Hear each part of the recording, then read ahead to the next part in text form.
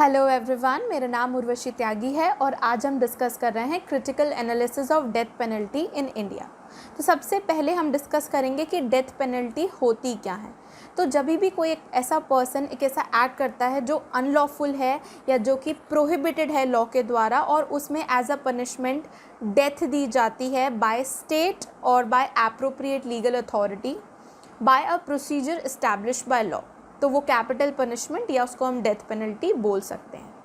अब हम देखेंगे कि through out the time all over the world किन किन तरीक़ों से लोगों को, जो कॉन्विक्टेड पर्सन्स रहे हैं, जो क्रिमिनल रहे हैं, उनको डेथ पेनल्टी दी गई है। तो सबसे पहला है डेथ बाय बर्निंग यानी जलाकर मारना।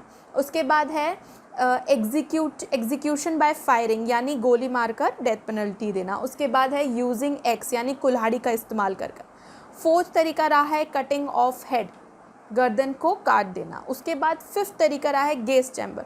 गैस चैम्बर का हमने देखा है कि नाज़ी जर्मनी में ये हुआ था, हिटलर के टाइम पे भी गैस चैम्बर में लोगों को बंद करते थे और वहाँ उनका दम घुटने से उनकी मौत हो जाती थी, उनकी मृत्यु हो जाती थी।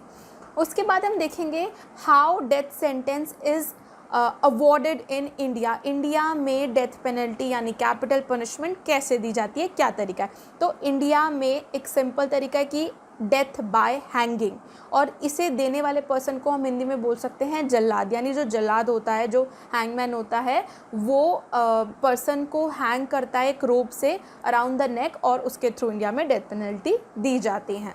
अब हम देखेंगे इंडियन पीनल कोड 1860 के अंडर कुछ ऐसे सेक्शंस जिनके under death penalty as a punishment award की जाती है। सबसे पहले है मर्डर, जो कि डिफाइंड है सेक्शन 300 में, जिसकी पनिशमेंट डिफाइंड है सेक्शन 302 ऑफ आईपीसी में।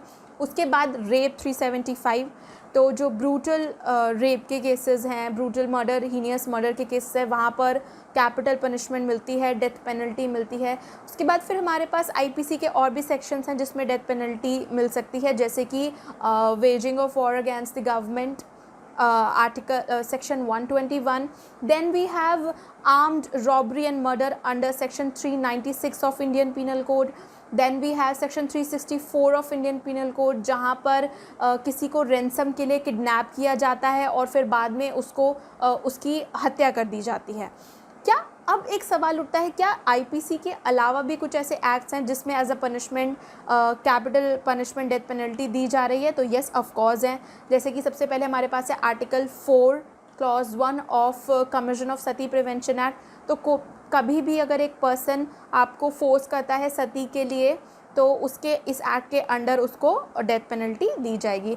उसके बाद है article 6 of unlawful activities prevention amendment act, तो इसके अंडर भी डेथ पेनल्टी मिल सकती है। अब हम डिस्कस करेंगे कुछ landmark judgment regarding death penalty.